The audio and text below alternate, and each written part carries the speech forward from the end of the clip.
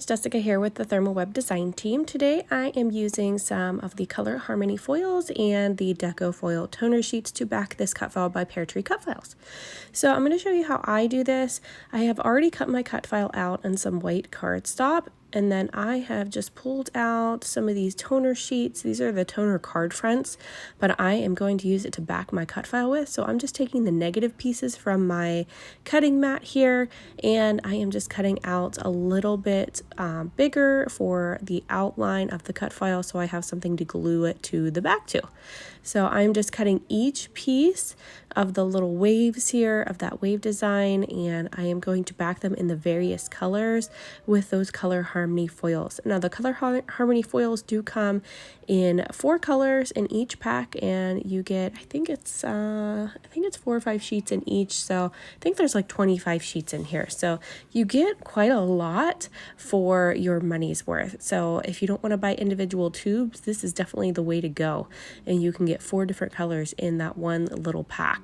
So I am using 3 of the colors today. I thought I was using 4, but I guess I'm only using 3 of the colors today. And I'm going to use all 3 colors on all these waves, and I'm going to pull out my fuse laminating system here in a moment to start running these through. So I'll speed this up so you don't have to watch me cutting out each individual wave piece, and then I'll start running them through my laminator. So I'm pulling out my fuse laminating system, and it's going to be heating up here in a moment. So I'm just kind of gathering all of my items right now and pulling out some craft and carrier sheets to actually sandwich my foil and my toner sheets in between to run them through my laminator. Now I had the full sheets, the full craft and carrier sheets, and I cut them down I think to about 6.5 inches wide, and I have both kind of orientations. So I have a couple different sheets cut down to use with this system. It does come with a clear thing to use, but I usually just use the craft and carrier sheets instead.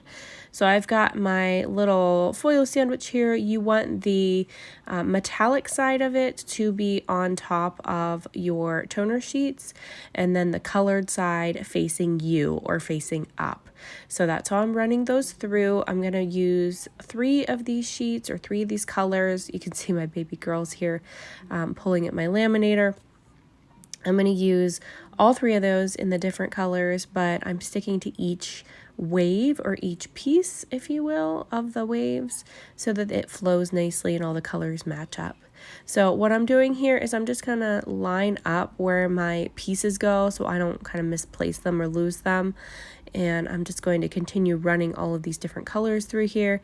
The one I got a little bit wild on, and I was sticking some pieces in there as it was running through. I think that's the next one maybe. And one of these got a little bit wonky when it ran through because I ran it through a little bit crooked. So I had to kind of pull that out. But it all works out in the end, and it comes out really, really beautiful. And I just love the effect of the foil on these waves. It's a technique that I've wanted to do for a long time, and I've wanted to use this cut file for a long time, so I was happy to get to play with it today. So I've got my wave pieces here. A couple of them still need to be ran through, but I've got most of them here. And I'm going to go ahead and start sticking these down and getting these actually glued to the back side of my cut file. So I'm going to pull out some of the Ultra Bond liquid glue to actually adhere my foiled pieces to the back side of my cut file. I know that it's going to dry clear, so I don't have to worry about it if it kind of smudges out the ends or anything like that. And I know that it's not going to make an entire mess of my cut file. So here's my little pieces. Again, I have a couple running through at the moment, but I'm going to go ahead and start gluing. So I'm just pulling out that Ultra Bond glue, and I work from the back side, as I mentioned, because it's just easier for me to work from the back side that way. I usually put the glue on here and then lay my pieces right down. I'm flipping it over just to make sure everything's lined up, and then again flipping it back to the back side to continue working. This one, I kind of worked from the front a little bit, and I don't like doing that. I don't recommend doing that. I can't get it lined up as good there, and then it stuck to my paper on my cutting mat. So I had a little bit of a harder time doing it that way, but I wanted to try it at least to show you guys the difference of working from the front side and the back side. So here's my finished cut file. I absolutely love how this turned out. I left the little bubbly parts of the waves blank and bare because I'm going to glue down a ton of sequins. When I originally saw this cut file, that is literally the only thing that I could see was adding a ton of white and blue sequins to it. So that's what I'm going to do today. I've pulled out this background paper by 49 and Market and cut the branding strip off, and it's ready to go. It's this nice bluey kind of lacy paper, and I just love the way that it looks, and I thought it would look just perfect with these waves. So I'm going to go ahead and glue my waves to my paper because I'm not going to be adding anything behind it, and I want to go ahead and start with those sequins. So I'm going to pull out a couple different sequin mixes from my stash here, and I am just going to mix them together. So one's by Spiegelmom and then the other one's just from Michaels. So I'm going to mix two of these together, and I'm going to use both of them because I just love both of them so much, and I really love the white from the Spiegelmom Scraps mix, and I love it mixed with the blue kind of aqua shades to match my foils. So I'm just adding a whole bunch of the Ultra Bond liquid adhesive to my cut file where those bubbly parts are, and then I'm just sprinkling my sequins right directly on there.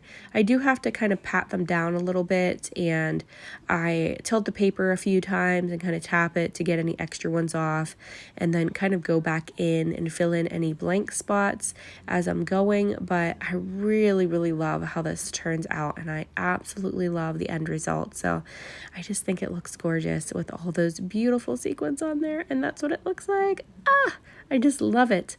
And I left a little blank space in the middle there because that's where my photos are going to sit, so I didn't want it to cause a problem when I put some foam tape or adhesive on the backs of my photos for whenever I put them down on my paper, because I didn't think they would stick too well to the sequins, so I just wanted to leave a little spot empty for the photos. I'm just pulling out the Pebbles line. This is the Fun in the Sun collection. I'm going to back my photos here with some various papers from this mini paper pad, and I'm just roughing them up a little bit on the edges with my fingertips.